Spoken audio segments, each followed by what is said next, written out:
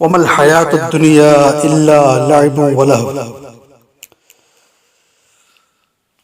کہ دنیا کی زندگی یعنی دنیا کی زندگی نہیں ہے مگر کھیل کود ہے۔ رب تبارک و تعالیٰ اس زندگی کو کھیل اور کود بتایا ہے، ٹھیک ہے، لیکن اس زندگی میں رب تبارک و تعالیٰ کھیل کود سے ہٹ کے بھی جو حقیقت چیزیں ہیں رب تبارک و تعالیٰ اس سے بھی ہمیں آشنا ہونے کی تاکید فرماتا ہے۔ رب فرماتا ہے وَنَحْنُ أَقْرَبُ إِلَيْهِ مِنْ حَبْلِ الْوَرِيدِ، ہم تمہارے شہ رگ سے بھی زیادہ قریب ہیں۔ ہمیں دیکھو، ہمیں پہچانو، ہمیں اگر پہچان لوگے، ہماری پہچان حاصل ہو جائے گی تمہیں، تو یہ دنیا تمہیں واقعی کھیل کود نظر آئے گی، اور اگر ہماری پہچان حاصل نہ ہوگی تو پھر یہ دنیا تمہارے لیے سب سے بڑی دولت ہوگی۔ یاد رکھو، آپ ذرا غور کریں، آج ہمارے معاشرے میں کیا ہوتا ہے؟ بہت ساری برائیاں ہیں، لیکن ان میں سے ایک یہ بھی ہے جو کہ بہت زور پکڑا ہوا ہے، وہ یہ ہے کہ جب بھی سال شروع ہوتا ہے، جب بھی ایک نیا سال ہوتا ہے، نئے سال کا آغاز ہوتا ہے، تو غیر ہمارے قوم کے نوجوان اس دن مست ہوتے ہیں، یعنی نئے سال کا استقبال ناچ گانے ڈی جے بجا کر وہ کرتے ہیں، وہ یوں لگ رہا ہو کہ سب سے بڑی دولت انہیں ملنے والی یا سب سے بڑی دولت ہاتھ لگنے والی۔ آپ جانتے ہیں رب تبارک و تعالیٰ کیوں فرما رہا ہے کہ دنیا کھیل کود ہے اور تماشے کی جگہ ہے؟ کیونکہ آپ توجہ کریں گے تو آپ کو بات سمجھ میں آئے گی۔ ہم اگر جاگ رہے ہوتے ہیں نا، تب بھی ہم دھوکے میں ہوتے ہیں، دنیا ہمیں دھوکہ دے رہی ہو۔ ہم سو رہے ہوتے ہیں تب بھی ہم دھوکے میں ہوتے ہیں، ہم اگر کچھ کام کر رہے ہوتے ہیں تب بھی ہم دھوکے میں ہوتے ہیں، یعنی دنیا دھوکے کی جگہ بھی ہے، آپ یوں بھی کہہ سکتے ہیں۔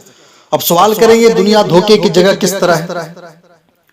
تو مثال لے لیجئے آپ، میں یہاں پر تقریر کر رہا ہوں، کچھ باتیں آپ کو سمجھانے کی کوشش کر رہا ہوں، مخاطب تو آپ سے ہوں لیکن ہمارا ذہن کہیں اور ہے، ہم کچھ اور سوچ رہے ہیں۔ بات سمجھ میں آ رہی؟ ہم کچھ اور سوچ رہے ہیں، ہم یہاں پر نہیں ہیں، بول رہے ہیں ضرور، اس کا مطلب یہ ہے کہ ہم آپ کو دھوکہ دے رہے ہیں۔ یا پھر یوں کہہ لیجئے کہ آپ اپنا کام کر رہے ہیں لیکن کام کے ساتھ ساتھ اپنے آپ کو کہیں اور مصروف رکھے ہوئے، آپ کا خیال، آپ کے دماغ میں جو خیال چل رہے ہیں، اگزامپل، مثال دے رہا ہوں، کوئی شخص یہ سوچتا ہے کہ ہم دولت اتنی کما لیں، کوئی شخص سوچتا ہے کہ ہم بہت بڑے امیر بن جائیں، کوئی شخص یہ سوچتا ہے کہ ہمیں شہرت مل جائے، لیکن ایک سیکنڈ نہیں لگتا، یاد رکھیں آپ مثال کو سمجھیں، ایک سیکنڈ نہیں لگتا ہے کہ اس کا ذہن چینج ہو جاتا ہے، اس کے ذہن میں تبدیلی آ جاتی ہے، سوچ و فکر بدل جاتی ہے، کچھ اور سوچنے لگتا ہے، یعنی ابھی جو باتیں اس کے ذہن میں تھیں وہ پیچھے گزر گئی، آئی اور چلی گئی، یعنی اس کی کوئی حیثیت نہیں، کوئی حقیقت نہیں۔ اب جو دوسری باتیں اس کی ذہن میں آنے والی ہے وہ بھی اسی طرح آئیں گی اور گزر جائیں گی۔ سمجھ نہیں آ رہی بات؟ سمجھ میں آ رہی ہے آپ؟ وہ بھی وہ سوچ، وہ فکر، وہ خیالات، وہ بھی جو ابھی آنے والی ہے وہ بھی آئیں گی اور گزر جائیں گی۔ مطلب جو آئی تھی اس کی بھی کوئی حقیقت نہیں اور جو آنے والی ہے اس کی بھی کوئی حقیقت نہیں ہے۔ یہ تو ہو گئی جاگنے کی حالت۔ اسی طرح جب ہم سوتے ہیں، گہری نیند میں ہوتے ہیں، تو پھر کیا ہوتا ہے؟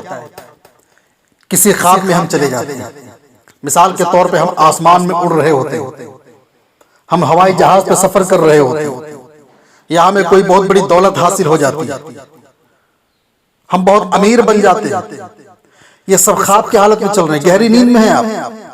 اچانک کوئی شخص آپ کو اٹھاتا ہے، آپ نیند سے بیدار ہو جاتے ہیں، نیند سے باہر آ جاتے ہیں۔ جیسی آپ کی آنکھ کھلتی ہے آپ کے ذہن میں خیال آتا ہے ارے یہ تو خواب جو کہ ہم گہری نیند میں تھے، اور جو شخص سامنے آپ کے دکھائی دے رہا ہوتا ہے وہ آپ کو حقیقت میں نظر آ رہا ہوتا ہے، لیکن یہ بھی ایک خواب ہے۔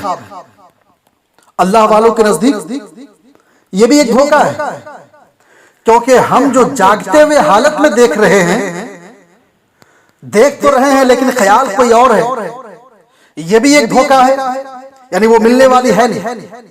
اور جب ہم سو رہے ہوتے ہیں یہ بھی ایک دھوکہ ہے، یہ بھی ملنے والی نہیں ہے۔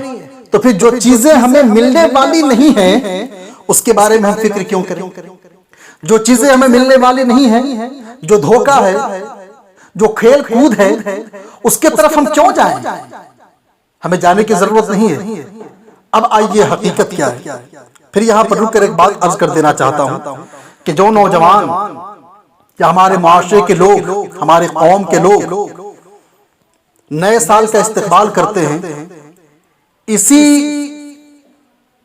انہی چیزوں پر اگر وہ قیاس کرتے چلے جائیں، سوچتے چلے جائیں، تو بات سمجھ میں آتی ہے کہ جو سال گزر رہا ہوتا ہے اس نے کیا دیا آپ کو، اس نے کیا اللہ سے آپ کو ملایا، اس میں کتنی عبادتیں آپ نے کی ہیں، کیا ایسی دولت آپ کو دے گیا جو آپ خوش ہو رہے ہیں کہ یہ اس سال میں اتنی دولت ملی، اس سال میں یہ خزانے ملے، اس سال میں بہت قیمتی چیزیں ملی، تو آنے والا جو سال آ رہا ہے اس سے بھی آپ کچھ امید رکھتے ہیں، تبھی تو خوشی منا رہے ہیں نا، تبھی تو خوشی منا رہے ہیں آپ۔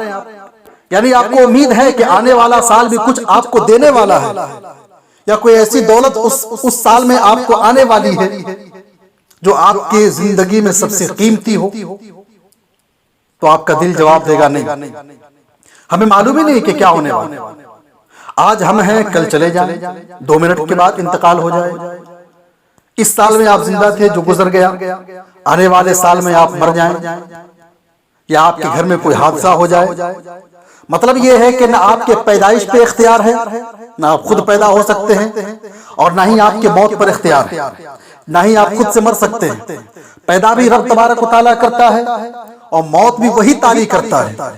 تو آپ کے ہاتھ میں نہ موت ہے اور نہ آپ کے ہاتھ میں نہ زندگی کی اختیار ہے، نہ پیدائش کا اختیار ہے اور نہ ہی موت کا اختیار ہے، تو کس بات کی آپ خوشی مناتے ہیں؟ توجہ کے قابل بات، کس بات کی آپ خوشی مناتے ہیں؟ نئے سال کا استقبال کر رہے ہیں، وہ بھی ایک دھوکہ ہے، جو چلا گیا وہ دھوکہ، جو آنے والا ہے وہ بھی دھوکہ۔ رب کی ذات کو پکڑے آپ، رب کی ذات کو پکڑے۔ ایک لمحے کی خبر ہمیں نہیں ہے، سمجھ میں آ رہی؟ ایک لمحے کی خبر اپنی نہیں ہے، ہم آنے والے سال کی خوشی مناتے ہیں اور بڑے بڑے خواب دیکھتے ہیں۔ یہ سب کے سب دھوکہ ہے، باقی رہنے والی ذات اللہ ہے، یاد رکھیے۔ ہم نماز تو پڑھتے ہیں لیکن نماز میں ہم نہیں رہتے، ذہن کہیں اور ہوتا ہے، یہ بھی ایک دھوکہ ہے۔ شیطان آپ کو دھوکے میں رکھا ہوا ہے، آپ کا نفس آپ کے دھوکے میں رکھا ہوا ہے، اس کو معلوم ہے نماز میں ہے ضرور لیکن اس کی نماز نہیں ہو رہی۔ قرآن پڑھ رہے ہیں آپ لیکن قرآن کے اندر خیال نہیں ہے آپ کا۔ قرآن اللہ سے بات کرنے کے مانند ہے، قرآن پڑھنا۔ نماز رب تبارک و تعالیٰ سے ملاقات کا مقام ہے، ملاقات کا مقام ہے۔ آپ کہاں ہیں اور ہم کہاں ہیں، یاد رکھیے آپ۔ ان چیزوں سے ہمیں دور رہنا چاہیے اور ہر وقت رب کی یاد میں رہنا چاہیے۔ جتنی دیر آپ کسی چیز کو سوچنے میں لگاتے ہیں، جتنی دیر آپ اس خیال میں گم رہتے ہیں جو کہ ملنے والی ہے نہیں، وہ خیال جو کہ آپ کو حقیقت سے آشنا نہیں کرتی، اس خیال کے بجائے رب کی یاد لائے نا، تو ہماری زندگی کا ایک لمحہ رب تبارک و تعالیٰ کے طرف بڑھ جاتا ہے۔ یہ قیمتی اور بیش بہا چیزیں رب تبارک و تعالیٰ ہمیں عطا فرمایا ہے یہ سوچ اور فکر جو ہے نا، یہ خیال ہے، سوچ کو اچھی بنا، رب تبارک و تعالیٰ کو اپنے ذہن میں لائیں، کام کریں۔ آپ نماز پڑھ رہے ہیں تو آپ یوں سمجھیے کہ ہم نماز ہی پڑھ رہے ہیں، خیال کہیں اور نہیں جانا چاہیے۔ آپ کو اپنے ذات کے اندر خیال کرنا چاہیے، اپنی ذات کو دیکھیں آپ نا،